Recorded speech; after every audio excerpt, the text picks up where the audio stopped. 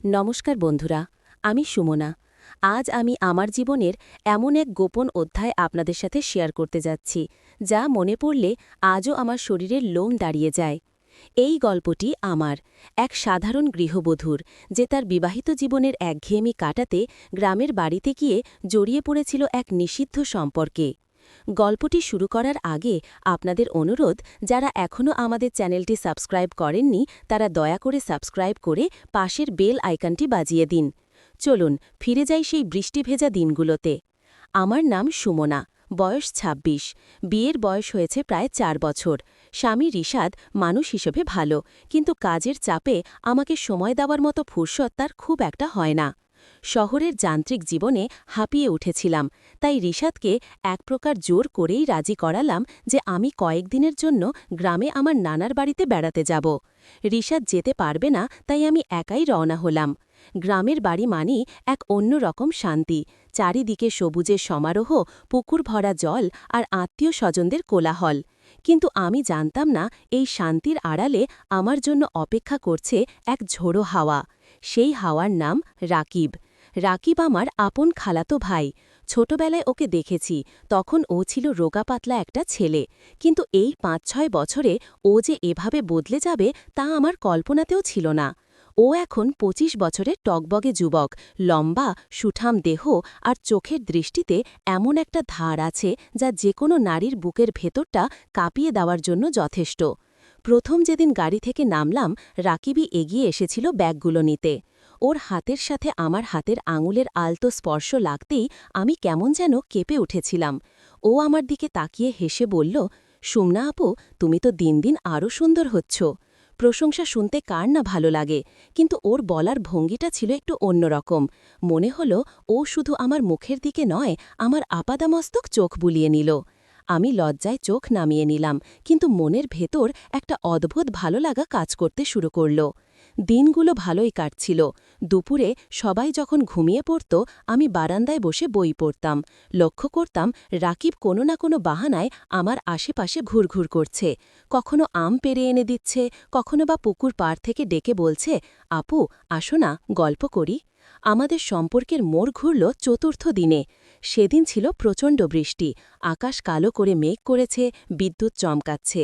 বাড়ির বড়রা সবাই পাশের গ্রামে এক দাওয়াতে গেছে, ফিরতে রাত হবে। বাড়িতে শুধু আমি, রাকিব আর কাজের মেয়েটা। আমি আমার ঘরে জানালার পাশে দাঁড়িয়ে বৃষ্টি দেখছিলাম। পরনে ছিল একটা পাতলা সুতির শাড়ি। বৃষ্টির ছাঁট এসে আমার শরীরে লাগছিল, শাড়িটা ভিজে গায়ের সাথে লেপটে যাচ্ছিল। হঠাৎ দরজায় কড়া নাড়ার শব্দ। আমি চমকে উঠে তাকালাম। রাকিব দাঁড়িয়ে। ওর চুল ভেজা, গেঞ্জিটা শরীরের সাথে একদম লেগে আছে, যার ফলে ওর বুকের পেশিগুলো স্পষ্ট বোঝা যাচ্ছিল। আপু, কারেন্ট চলে গেছে, মোমবাতি লাগবে? রাকিবের গলাটা একটু ভারী শোনালো। আমি বললাম, হ্যাঁ দিয়ে যা। রাকিব ঘরে ঢুকল। ও মোমবাতিটা টেবিলে রাখল, কিন্তু চলে গেল না। ও আমার দিকে তাকিয়ে রইল। মোমবাতির অস্পষ্ট আলোয় ওর চোখ দুটো জ্বলজ্বল করছিল। আমি বুঝতে পারছিলাম আমার ভেজা শাড়ি আর এলোমেলো চুল ওর দৃষ্টি এড়াচ্ছে না। আমার বুকের ভেতর ধরফরানি শুরু হলো।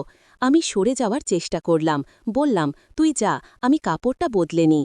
রাকিব এক পা এগিয়ে এলো, বলল, কেন আপু, তোমাকে তো দারুণ লাগছে, বৃষ্টির জল আর তুমি যেন কোনো সিনেমার দৃশ্য। আমি ধমক দেওয়ার চেষ্টা করলাম, কিন্তু গলার স্বর কেঁপে গেল। রাকিব, কি বলছিস এসব? আমি তোর বড় বোন হই সম্পর্কে? রাকিব হাসল, সেই নিষিদ্ধ হাসি। ও বলল, সম্পর্ক তো সমাজের বানানো আপু, কিন্তু মন কি আর সম্পর্ক মানে? গত কদিন ধরে আমি দেখছি তুমিও আমার দিকে আর চোখে তাকাও। রিশাদ ভাই তোমাকে সময় দেয় না, সেটা তোমার চোখের নিচে কালিমাই বলে দিচ্ছে। আমি স্তব্ধ হয়ে গেলাম। ও আমার মনের খবর জানল কি করে? রাকিব আমার দুর্বলতার সুযোগ নিচ্ছে, এক প্রকার ইমোশনাল ব্ল্যাকমেল করছে আমার একাকিত্বকে পুঁজি করে। আমি কিছু বলার আগেই ও আমার খুব কাছে চলে এলো, এতটাই কাছে যে ওর গরম নিঃশ্বাস আমার কপালে এসে পড়ছিল। ভয় পাচ্ছ কেন? কেউ জানবে না, ফিস ফিস করে বলল ও। আমার তখন নড়াচড়া করার শক্তি ছিল না। রাকিবের হাতটা ধীর লয়ে ওঠে এলো আমার কোমরের কাছে। ওর হাতের স্পর্শ পেতেই আমার শরীরে যেন বিদ্যুতের শক লাগল। আমি নিজের অজান্তেই চোখ বন্ধ করে ফেললাম। আমার অবচেতন মন আমাকে বাধা দিচ্ছিল, কিন্তু শরীর চাইছিল এই নিষিদ্ধ উষ্ণতা। রাকিব আমার কোমরে হাত রেখে আমাকে নিজের দিকে টান দিল। আমাদের শরীর একে অপরের সাথে মিশে গেল।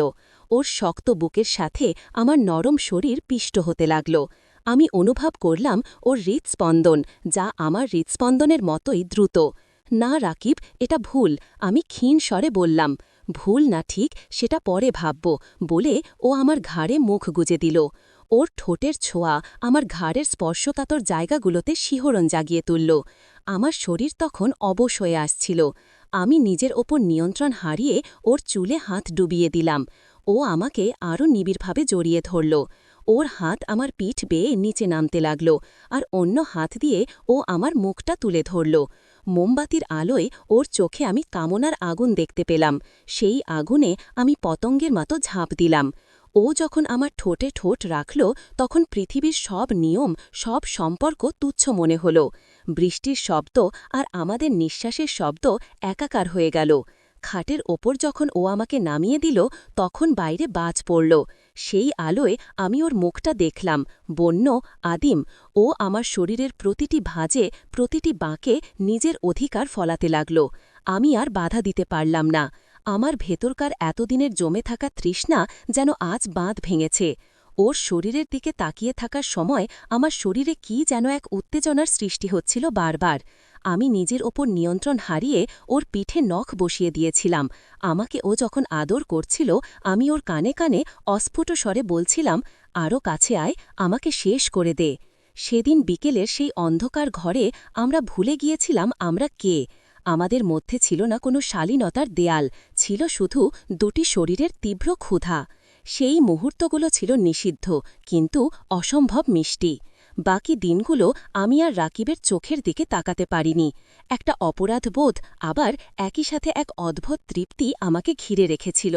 শহরে ফিরে আসার দিন রাকিব আমার হাতে একটা চিরকুট দিয়ে বলেছিল, স্মৃতিগুলো রেখো, কিন্তু ভুলে যেও না, কেউ একজন তোমাকে অনুভব করেছিল। এখনও রিশাদের পাশে শুয়ে যখন জানালার বাইরে বৃষ্টি দেখি, আমার রাকিবের কথা মনে পড়ে। সেই স্পর্শ, সেই নিষিদ্ধ এক টান আজও আমাকে ব্যাকুল করে তোলে। বন্ধুরা, এই ছিল আমার গল্প। ভুল করলাম না ঠিক করলাম জানি না, তবে জীবন তো একটাই, আর কিছু মুহূর্তের হিসাব সমাজ দিয়ে হয় না।